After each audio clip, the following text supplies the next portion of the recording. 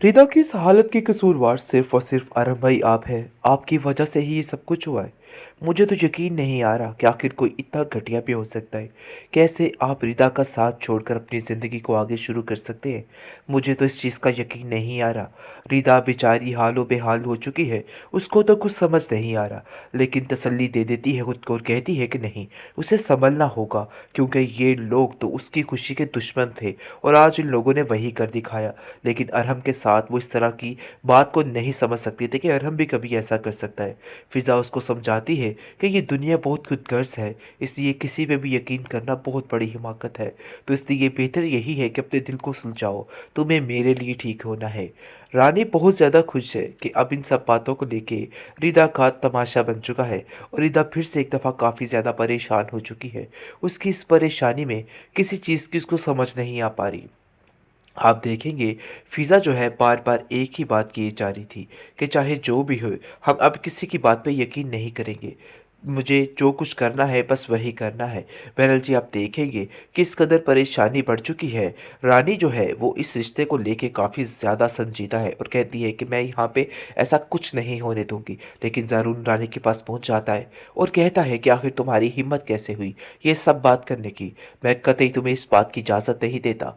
देखो, अगर तुम ऐसा सोच रही हो ना और तुम्हारे दिल में ये सारी बातें जा रही हैं कि तुम मेरे और फ़िज़ा के रिश्ते को ख़त्म कर दोगी, तो ऐसा हरगिज़ नहीं हो सकता।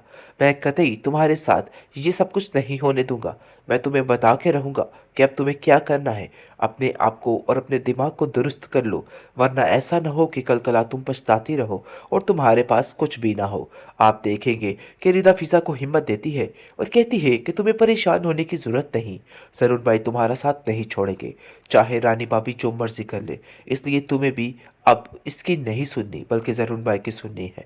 तुम्हें जैसा-जैसा वो कहते हैं, तुम्हें बस वैसा ही करना है। अब तुम्हें किसी और की फ़िक्र नहीं होनी चाहिए, चाहे जो सबको मर्ज़ी हो। सब पता चल जाएगा। तो इसलिए बेहतर यही है कि अब इनको अपनी मर्ज़ी करने दो। रानी अपना राज जगाने के लिए ये सब कुछ कर रही है।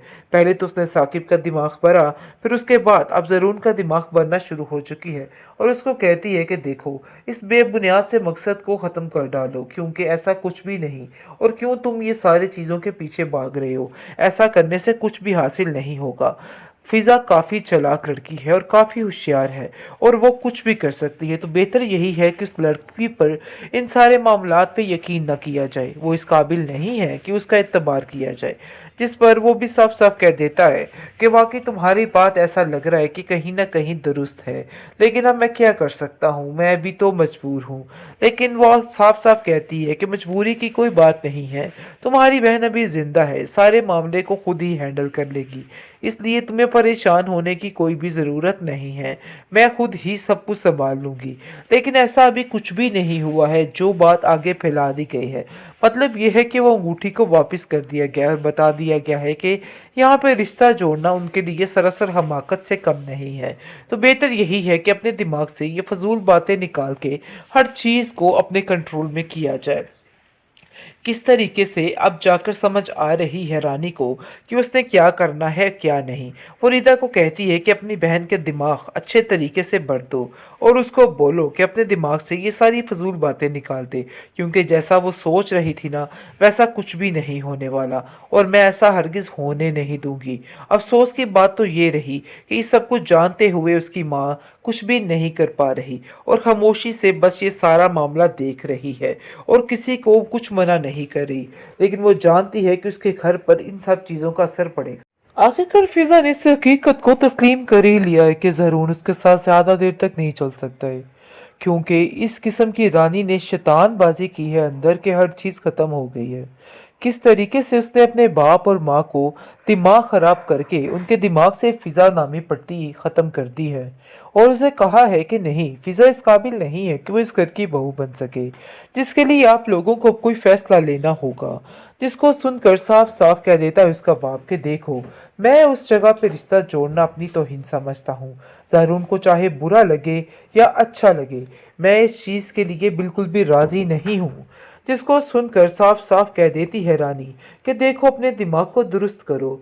मैं तुम्हें इतना कहना चाहती हूँ कि अपने दिमाग से ये सारे ख़यालात निकाल दो, क्योंकि अब जाकर ज़रून को अक़ल आ चुकी है और उसने खुद इस बात को एक्सेप्ट कर लिया है।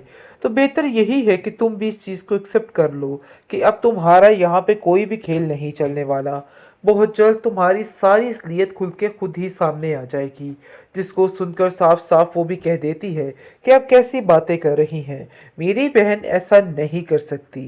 यानी कि उसने ऐसा कुछ भी नहीं किया है कि जिसकी वजह से उसको इतनी बड़ी सज़ा मिल जाए। जिसको सुनकर रानी कहती है कि बस कर दो तुम लोग, क्योंकि आप लोगों ने जो करना था सो कर लिया है। अब मज़ीद इस तरह की बातें करके आखिर क्या साबित करना चाहते हो? क्या तुम मुझे बता सकती हो कि तुम ये सब कुछ करके साबित क्या करना चाहती हो? जिसको सुनकर वो रानी को कहती है कि बस आपको मैंने ये कह दिया है कि बहुत जल्द ज़रून बाई की आंखों से आपके झूठ का पर्दा उतर जाएगा और फिर इनको समझ आ जाएगी कि आखिर हकीकत क्या थी। आप बिला वजह हम दोनों पे इस तरह से तोहमत लगा के अपनी ज़िंदगी को तो सुकून से कर सकती हैं, लेकिन अपनी आखिरत को कैसे संवारेंगी? आपने बहुत ही गलत किया है। जिस पर फिज़ा साफ-साफ रिदा को कहती है कि देखो रिदा, कुछ भी कहने की ज़रूरत नहीं है। वो लोग जो कुछ भी समझ रहे हैं हमारे बारे में उन्हें समझने दो, क्योंकि मज़ीद सफाइयाँ देना सरासर बेवकूफ़ी है। लेकिन जब वक़्त आने पर हर चीज़ खुल के सामने आएगी, तो फिर सबको सब पता चल जाएगा। तो इसलिए बेहतर यही है कि अब इनको अपनी मर्ज़ी करने दो। रानी अपना राज जगाने के लिए ये सब कुछ कर रही है। पहले तो उसने साकिब का दिमाग भरा, फिर उसके बाद अब ज़रून का दिमाग भरना शुरू हो चुकी है और उसको कहती है कि देखो, इस बेबुनियाद से मकसद को ख़त्म कर डालो, क्योंकि ऐसा कुछ भी नहीं। और क्यों तुम ये सारी चीज़ों के पीछे भाग रहे हो? ऐसा करने से कुछ भी हासिल नहीं होगा। फ़िज़ा काफ़ी चालाक लड़की है और काफ़ी होशियार है और वो कुछ भी कर सकती है। तो बेहतर यही है कि उस लड़की पर इन सारे मामलात पे यकीन ना किया जाए। वो इस काबिल नहीं है कि उसका एतबार किया जाए। जिस पर वो भी साफ-साफ कह देता है कि वाक़ई तुम्हारी बात ऐसा लग रहा है कि कहीं न कहीं दुरुस्त है। लेकिन अब मैं क्या कर सकता हूँ? मैं भी तो मजबूर हूँ। लेकिन वो साफ-साफ कहती है कि मजबूरी की कोई बात नहीं है। तुम्हारी बहन अभी ज़िंदा है, सारे मामले को खुद ही हैंडल कर लेगी। इसलिए तुम्हें परेशान होने की कोई भी ज़रूरत नहीं है। मैं खुद ही सब कुछ सँभाल लूँगी। लेकिन ऐसा अभी कुछ भी नहीं हुआ है, जो बात आगे फैला दी गई है। मतलब ये है कि वो अंगूठी को वापस कर दिया गया है और बता दिया गया है कि यहाँ पे रिश्ता जोड़ना उनके लिए सरासर हमाकत से कम नहीं है। तो बेहतर यही है कि अपने दिमाग से ये फ़ज़ूल बातें निकाल के हर चीज़ को अपने कंट्रोल में किया जाए। किस तरीके से अब जाकर समझ आ रही है रानी को कि उसने क्या करना है क्या नहीं। वो रीता को कहती है कि अपनी बहन के दिमाग अच्छे तरीके से भर दो और उसको बोलो कि अपने दिमाग से ये सारी फजूल बातें निकाल दे, क्योंकि जैसा वो सोच रही थी ना वैसा कुछ भी नहीं होने वाला और मैं ऐसा हरगिज़ होने नहीं दूंगी। अफसोस की बात तो ये रही कि इस सब कुछ जानते हुए उसकी माँ कुछ भी नहीं कर पा रही और खामोशी से बस ये सारा मामला देख रही है।